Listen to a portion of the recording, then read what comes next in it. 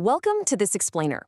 Today, we're diving into the absolute high-stakes, step-by-step process of hunting down gas leaks in massive marine engine systems using water and sensors.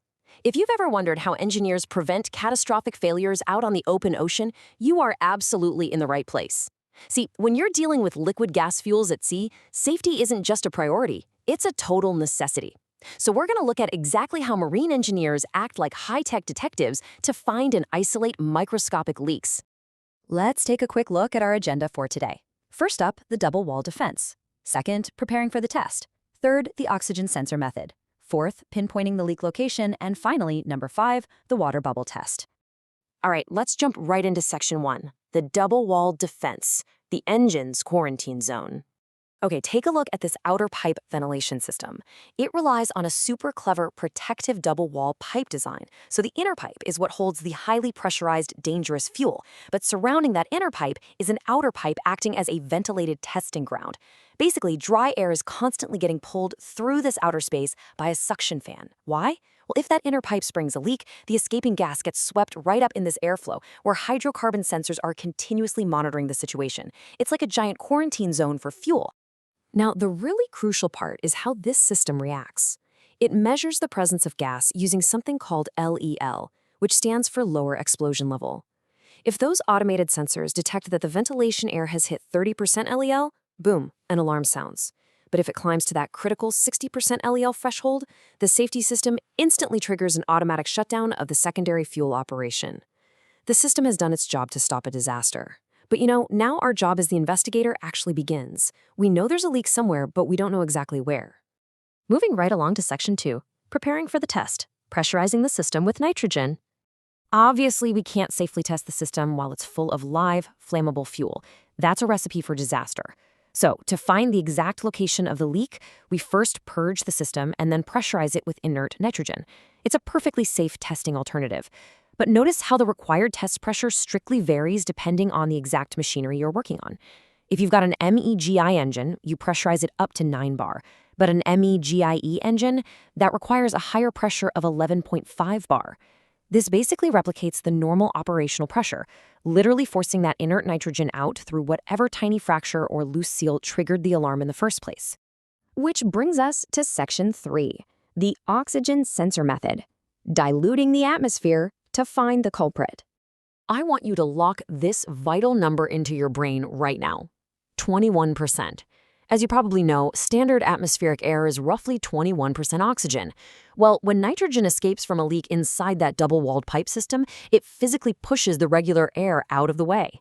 It dilutes the atmosphere. So if the ambient air in our testing channel drops below that exact 21% oxygen threshold, bingo. We have definitively confirmed the presence of a nitrogen leak.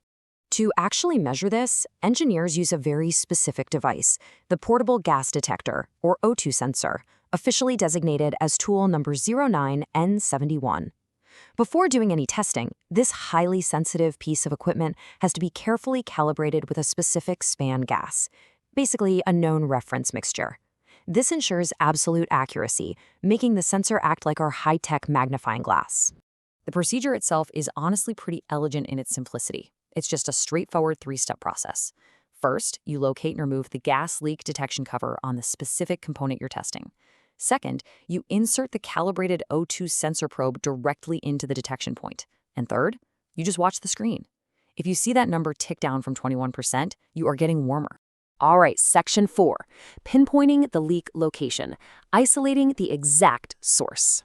The real detective work happens right at the gas valve train and the engine cylinders. You'll start by removing the gas leak detection cover. It's usually just a small metal plate held on by a few hex screws, located right on the adapter block. Taking this off exposes the specific testing channels that lead straight into the inner workings of the gas injection system. Notice the specialized design of the adapter block here. Once that cover is off, you don't just see one big hole. You actually see a cluster of highly specific testing ports, which are labeled here as 1, 2, and OP. Think of each one of these channels like a stethoscope placed on a completely different part of the engine's anatomy. By testing each of these channels individually with our O2 sensor, we can systematically eliminate suspects. If the O2 drops below 21% at hole number 1, the manual tells us the leak is at the blind flange.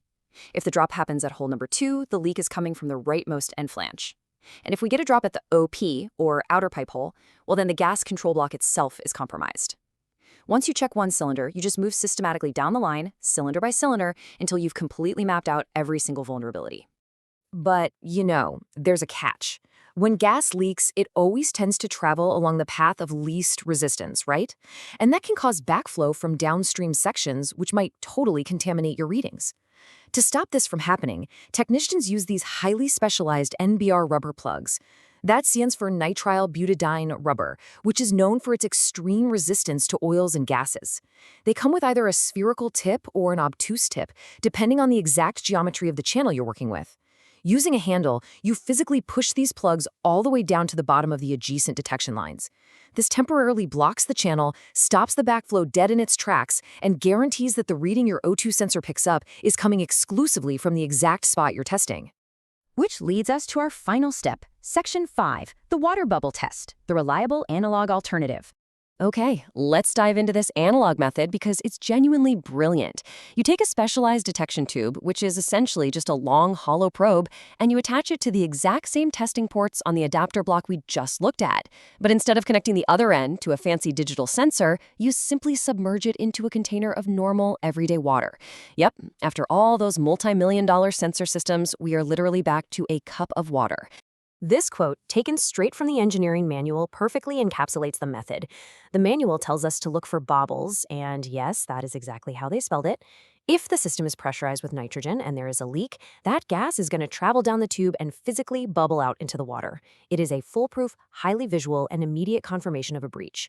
You don't have to stress about calibration errors or dead batteries. Simply put, if it bubbles, you have a leak. All of this leads us to a pretty fascinating final thought. We started with these massive, multi-million-dollar automated shutdown systems triggered by complex hydrocarbon sensors, and we ended with a technician just looking for bubbles in a cup of water. It really leaves us wondering, as digital monitoring becomes even more incredibly advanced, will human investigation and simple, undeniable analog tests always be the final necessary failsafe to guarantee safety in extreme environments? What should you take away from this? Honestly, that sometimes the most complex engineering problems on Earth still require the absolute simplest human touch to solve.